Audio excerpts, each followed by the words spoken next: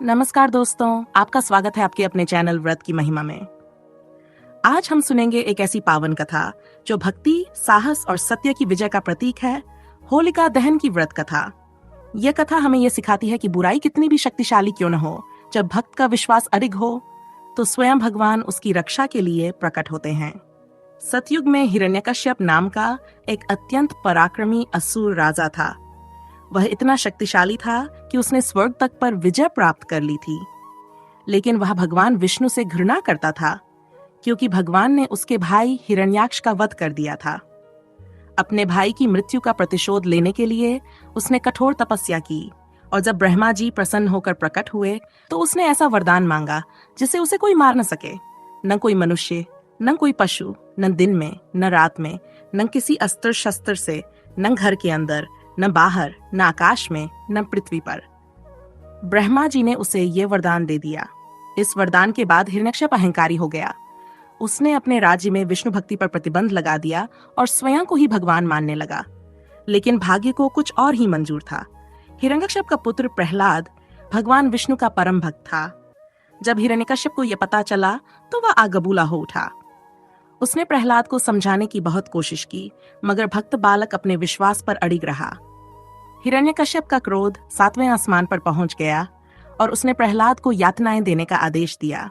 कभी उसे ऊंचाई से गिराया गया, कभी विष दिया गया, कभी हाथी के पैरों तले कुचलवाने का प्रयास किया गया, मगर हर बार भगवान विष्णु की कृपा से प्रहलाद बच जाता।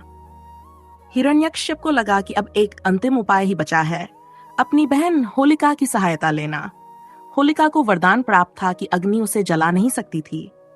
उसने प्रहलाद को गोद में लेकर अग्नि में बैठने का निश्चय किया, ताकि वह स्वयं सुरक्षित रहे और प्रहलाद जलकर भस्म हो जाए। अग्नि प्रज्वलित हुई, लपटें उठीं, चारों ओर भय और सन्नाटा छा गया।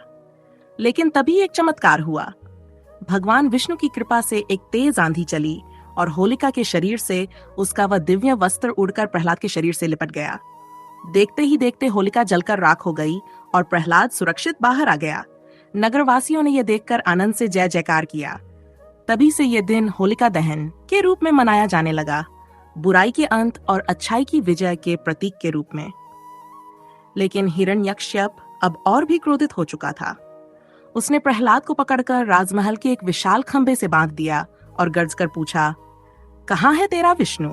क्या वह इस खंभे में भी है?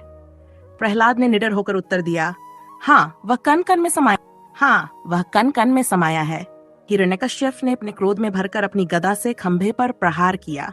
तभी एक भयंकर गर्जना हुई, पृथ्वी कांप उठी और वह खंभा अचानक फट गया। उसमें से एक अद्भुत विकराल रूप प्रकट हुआ, नरसिंह अवतार।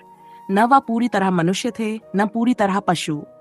भगवान विष्णु स्वयं इस रूप में प्रकट हुए थे। उन्होंने हिरण्यकश्यप को पकड़कर महल की चौखट पर ले जाकर अपनी जंघा पर रखा। यह न घर के अंदर था, न बाहर। संध्या का समय था, न दिन न रात। और फिर अपने तीव्र नखों से उसका वध कर दिया। प्रजा आनंद में झूम उठी। अधर्म का अंत हुआ, सत्य और भक्ति की विजय हुई। भगवान विष्णु ने भक्त प्रहलाद को राज्य सौंप दिया। तभी से इस पावन विजय के उपलक्ष्य में होली का पर्व मनाया जाता है। एक दिन बुराई का अंत, होलिका दहन, और अगले दिन प्रेम, रंगों और उल्लास का उत्सव। ये कथा हमें सिखाती है कि चाहे कितना भी बड़ा संकट क्यों ना आ जाए, यदि हमारी भक्ति सच्ची हो तो भगवान स्वयं हमारी रक्षा करते हैं।